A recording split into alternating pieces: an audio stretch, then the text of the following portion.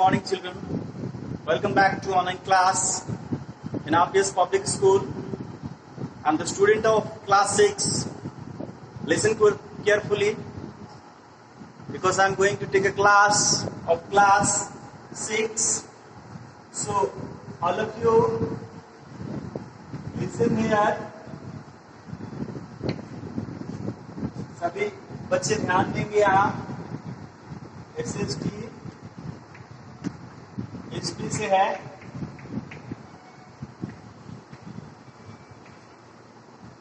And the name of this chapter is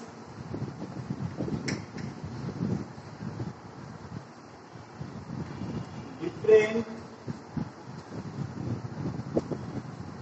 ways of life.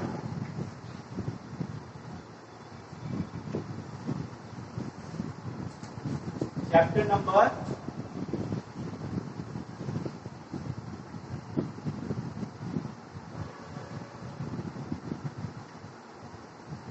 5.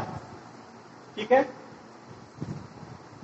जैसा कि हम लोग जान चुके हैं और हम लोगों ने पहले भी बहुत सारे टॉपिक को ऑलरेडी डिटेल कर चुका है और हम लोगों ने डिटेल में जाना था कि कैसे इंडस वैली सिविलाइजेशन का जो है वह खात्मा हुआ था और इंडस वैली सिविलाइजेशन के पतन का क्या कारण था.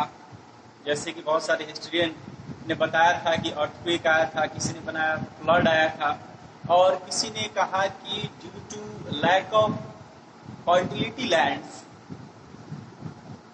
The Indus valley civilisation has decline.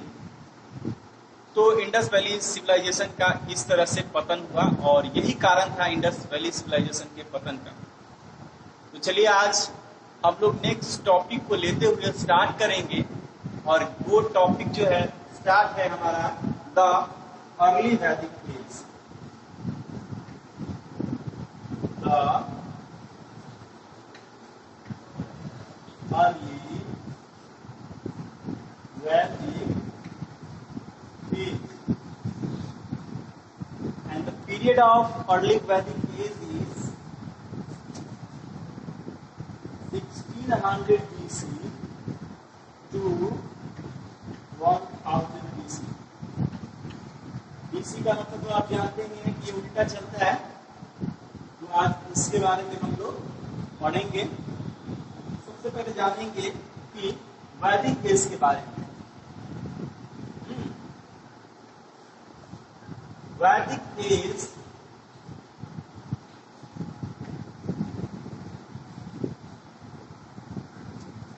related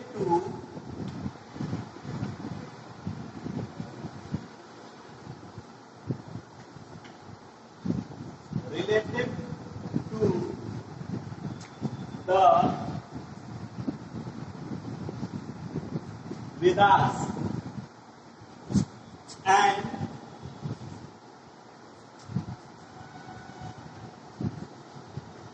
Vedas are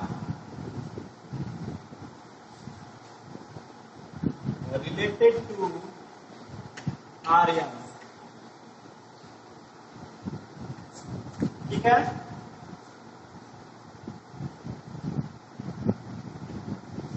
The Aryans as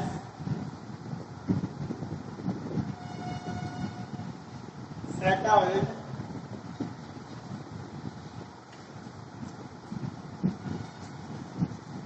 in the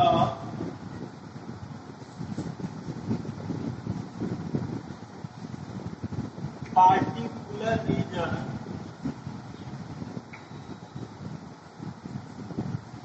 called Saptasiddhu.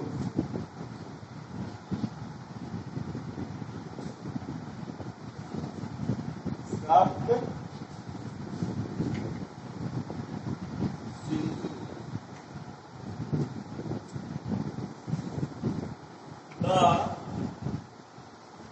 term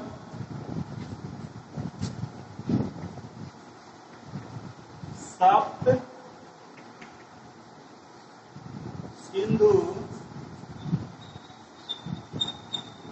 refers to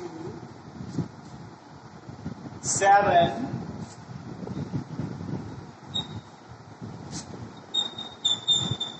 rivers named the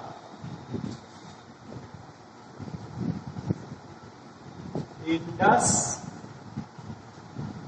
second Chenab, Jhelum, Ravi, Beach, Satluj and Saraswati.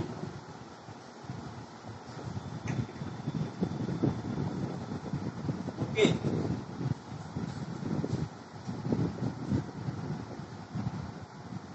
सप्त Sindhu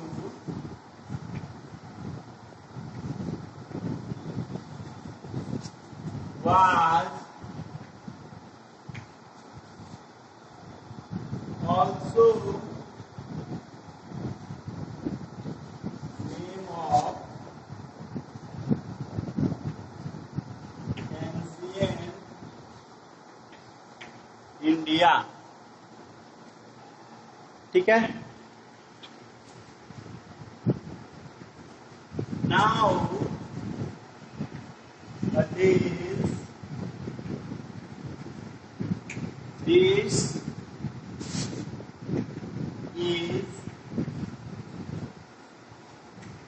present in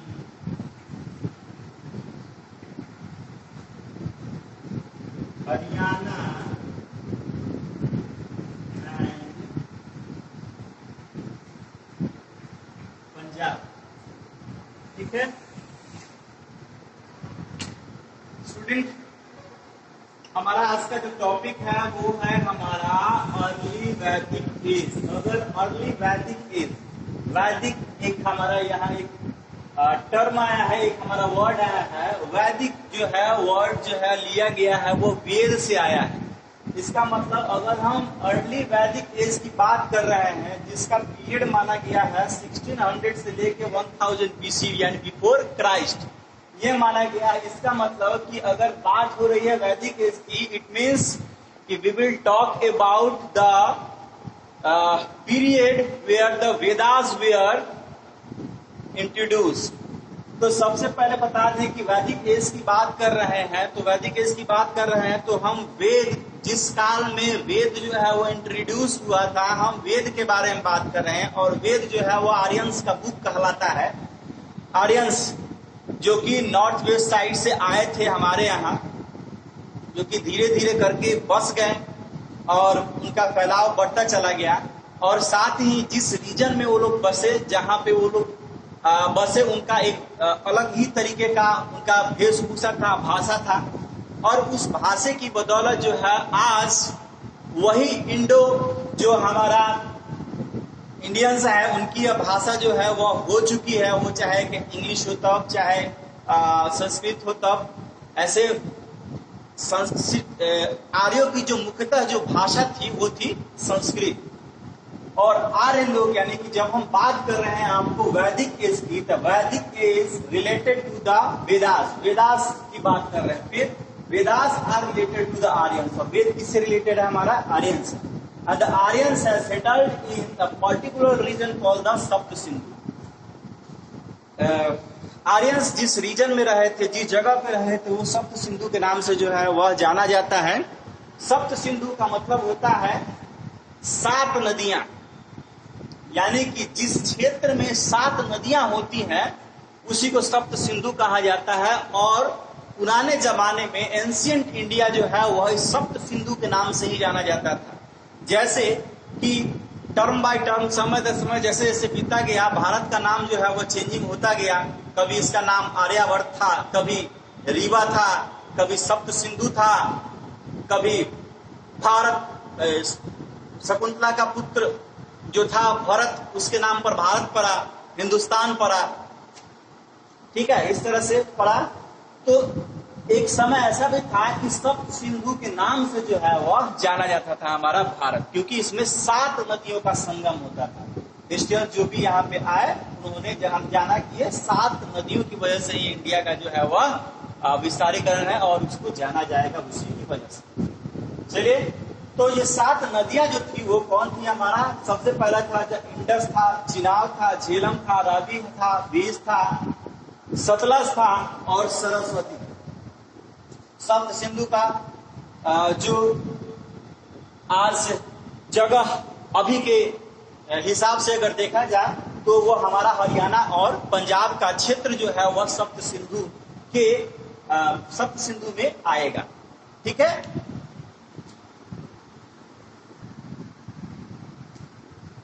वैदिक period, अब आज पढ़ेंगे वैदिक period में life of the people, लोगों का जीवन आखिरकार कैसा था, लोगों के जीवन कैसे थे, कैसे लोग वो जीते थे। चलिए देखते हैं political life.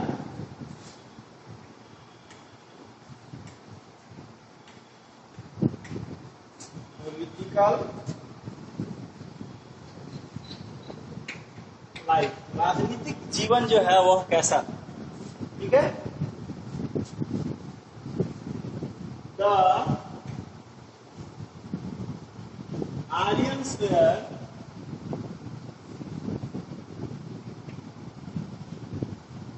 divided into tribes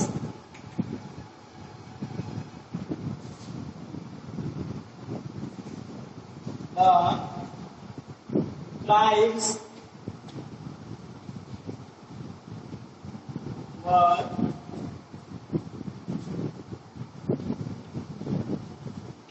Gurujana, Yadujana,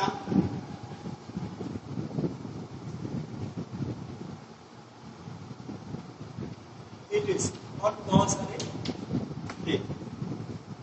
The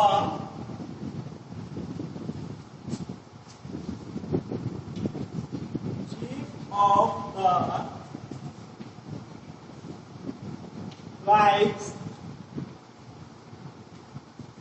was called king or Raja. King was fully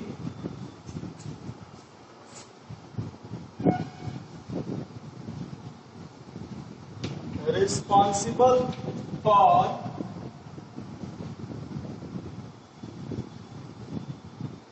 public service। ठीक है, he was assisted by the priest, he was assembled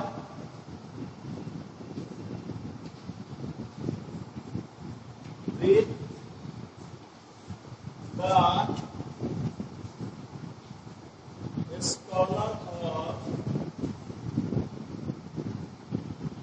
elder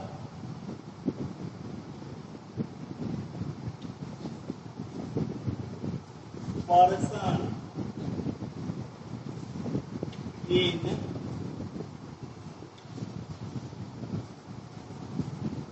Sabha and or Samiti।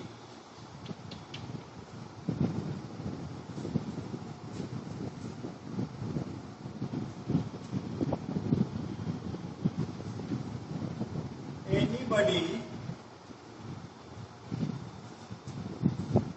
have a right to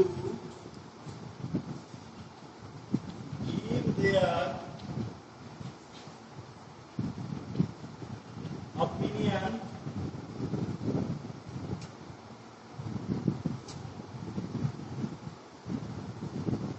वेद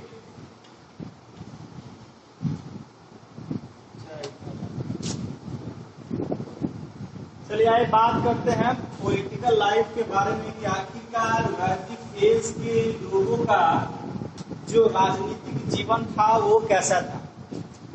देखिए वैदिक as के जितने सारे जो लोग थे वो तो काफी सिविलाइज थे। जाहिर सी बात है कि जिस एज में वेद का इंट्रोडक्शन हुआ हो, इंट्रोड्यूस हुआ हो, तो जाहिर सी बात है कि वो लोग काफी सिविलाइज होंगे और एजुकेटेड भी होंगे। साथ ही उनका जो रहन सहन था वो जो इंडस वैली सिविलाइजेशन के जो लोग थे उनसे काफी थोड़ा हटके था। क्योंकि मैंने पहले ही बताया आपको, जो आर्यंस थे, आर्यंस का जो मुख्यतः भाषा था वो था संस्कृत, और जो ऋग्वेद था वो जो ऋग्वेद सबसे ओल्डेस्ट वेद माना गया है, पहला वेद माना गया है, जो कि संस्कृत भाषा में ही जो है लिखा गया। साथ ही देखेंगे कि आर्यंस जो है वो आर्यंस में डिवाइडेड इनटू ट्राइब्स, आर्यन जो है वह ट्राइब्स में जो है वह बटे हुए थे, वर्गीकृत थे। देखते हैं द ट्राइब्स वेयर द पुरो एंड यदुजना। उस ट्राइब्स का जो नाम थे वो है पुरुजना और Yadujana. The chief of the tribes were called the king. सब ट्राइबल्स का जो सबसे ज्यादा जो हेड होता था वो होता था क्या चीज, या तो लोग राजा बोलते थे, राजन बोलते थे, या महाराजाधिराज कुछ भी बोलते थे उसको। The priest were assist.